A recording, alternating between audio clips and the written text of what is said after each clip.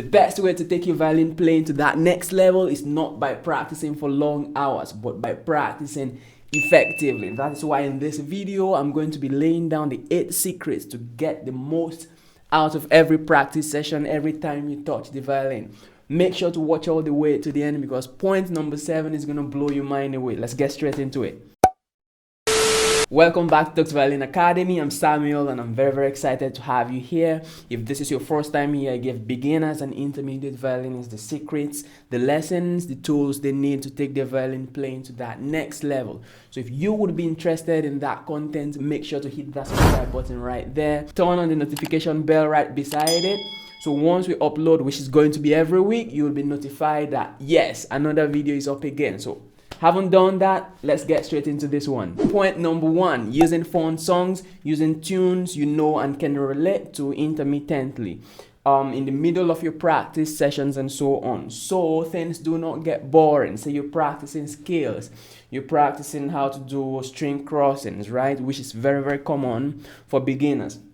You should have songs like Twinkle Twinkle Little Star by the side. You should have songs like Happy Birthday by the side. Because after doing those scales for some time, to start to get tiring. This is the point where you're going to bring in those songs, just play for fun, right? As a beginner, it's very important that you have a couple of those songs in your arsenal. So when things get stressful, when things get difficult, you could take a breather, just see how far you've come, how far you are on those songs already, and just play those to entertain yourself. And then you come back to continue your practice session again. So that's point number 1. Make sure you have a couple of these songs in your arsenal. So when you're practicing, you could put them in every now and then. If you're looking for those songs, right, I've actually made a playlist of the simplest songs for beginners, which is going to be right there. So after this video, I'm going to put it in the description as well and at the end of this video. So after this video, you're not going to miss it. So you could start learning those songs.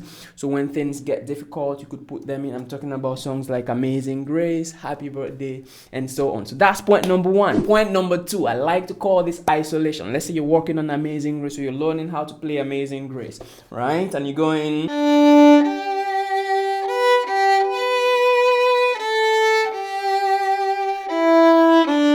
And for some reason that B, G, and B, that part that goes, it's giving you trouble crossing those strings. This is the point you isolate just that section and practice just that section to let your right hand and left hand coordinate to doing that. Let's do it just that slowly. You isolate just that section and then you do it slowly. Let's do it again.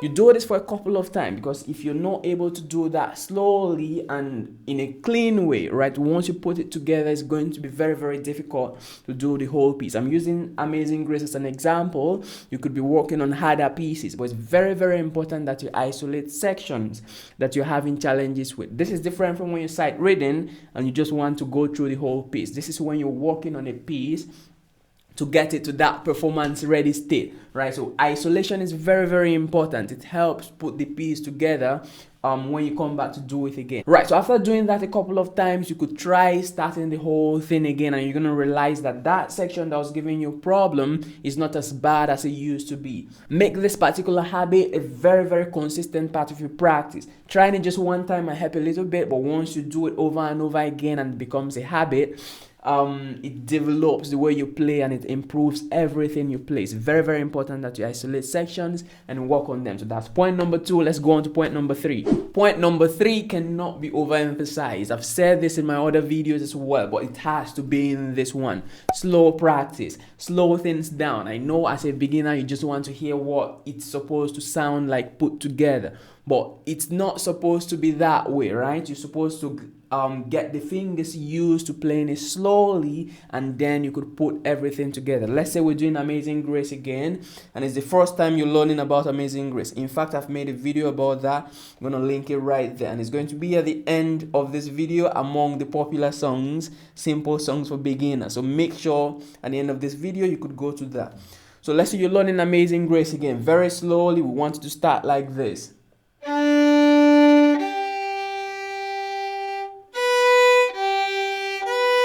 And pay attention to everything. Your intonation, how you're crossing the strings is very important, because this part, you're letting your body know that this is how this should be played. You're letting your fingers know that this is how this should be played before you take up speed, especially if you're a complete beginner, which is who this video is for, right? So make sure that is done. It's going to be very helpful, not just Amazing Grace, to everything you're going to play moving forward. So slow practice is the key. There's this saying, if you can play it slow, you can play it fast as well. Let's go to point number 4. If you're gaining value from this video so far, this is the point to give it a thumbs up. So this is a short break for you to do that. So click that thumbs up, right? And after that, if you've not subscribed, make sure to hit that subscribe button. This is the break for that as well. Turn on the notification. You've done it. Right, let's get back into the video. Point number 4, patience.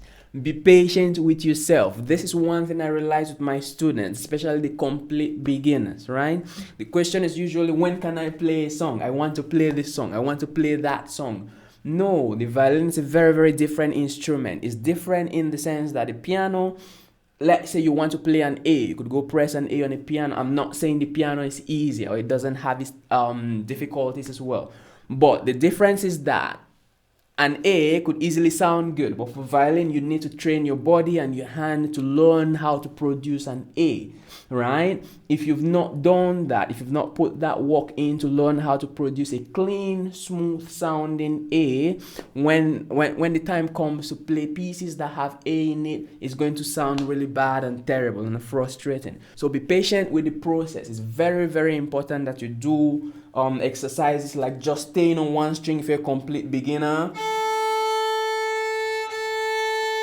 and stay parallel to the bridge as well. Do this while you're looking at yourself in the front of a mirror, right, which we call tone production. So it's very, very important. Not just that, for other topics like when you start bringing in your fingers, right? So make sure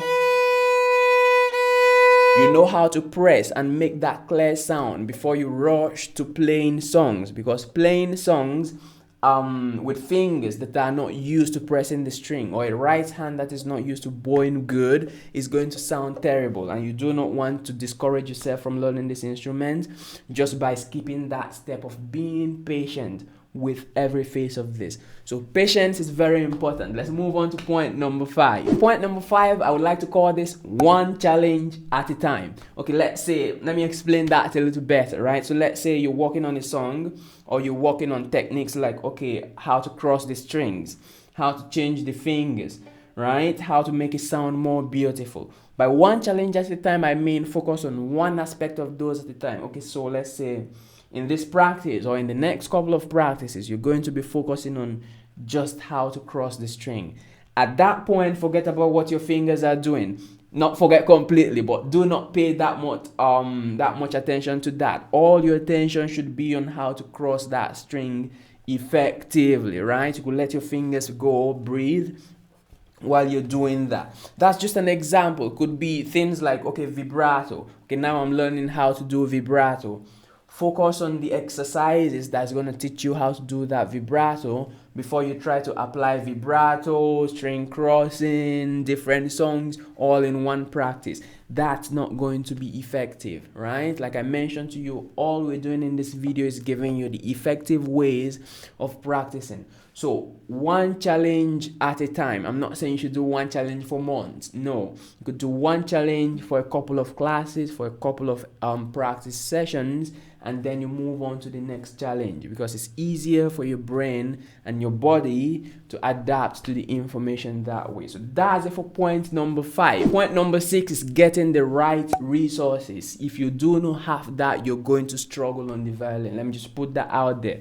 Resources could be things like watching videos, for example, content like this. Could be things like getting a coach. Could be things like looking for violin books, looking for violin materials, right? If you're just at home and not looking for those good resources, right, it's going to be difficult for you especially if you're self-teaching and you do not have an in-person teacher. It's going to be very difficult for you to improve on the instrument. So do your research, get resources, right? That's why it's important to be part of this channel, because we have those resources here that is going to guide you every step of the way. Also, here's another big part for persons we have on this channel. You have the opportunity to have a one-on-one coaching with me.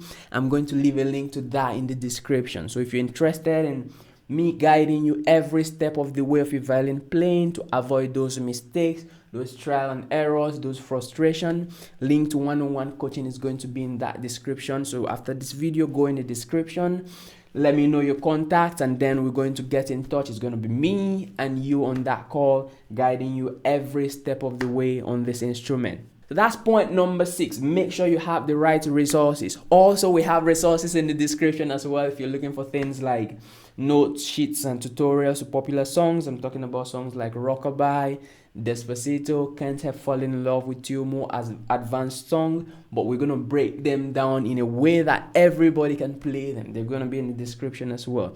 So resources, make sure you have the right set of resources. It's going to be very important in violin playing. Let's go to point number 7, which I said was going to blow your mind. You will not see this coming. For point number 7, I want you to take breaks. So that's it, breaks. We want you to take breaks in the middle of your practicing. So instead of going for 1 hour, instead of going the whole hour, this is what I want you to do. A very, very effective way of practicing, rather than going the length of that hour. You do 15 minutes, you take 5 minutes walk, you stand up, or you just go get water, or you do something else. But make sure to come back after that 5 minutes. It's very important, right? Don't get too distracted. So just 15 to 20 minutes of practicing, you take 5 minutes in between. Go take a walk, go do something else, then you come back. It's going to surprise you how much you're going to learn again after that short break. It's very, very important to reboot your system, get your body started again. In fact, in some cases, it's going to feel as though you just started practicing again. And that means you can learn more, you can gain more. So take breaks, insert breaks in the middle of your practice sessions. If you can go for 25 minutes before the next 5 minutes break, that's good. If all you can do is 15 minutes before the next 5 minutes break, that's good. In all, make sure that you have breaks in between your practice. Before we get to the last point, if you've not subscribed, this is another opportunity for you to do that. So hit that subscribe button right there. Turn on the notification bell right beside it so you do not miss when videos come up every week, because this channel can help you every step of the way, from getting an instrument to the mastery of that instrument, including music theory and all that good stuff. So let's get to the last point for today. Given that you've subscribed and you're now a member of this channel, I want you to get coaching, right? It could be from YouTube videos like this one. It could be getting an in-person teacher, which is good if you have in-person teachers where you live or where you're doing. Walk into a music institution or a private studio, ask for violin lessons, right? Because a teacher in person or a teacher at all is going to guide every step of what you're doing. Analyze and review your playing, right, which is very important, right, for every skill, not just the violin. But it's even more important for the violin because it's very easy for you to learn the wrong things. If you prefer online lessons instead of the in-person ones, make sure to get an online coach. That is why that opportunity is still here again. So link is going to be in the description.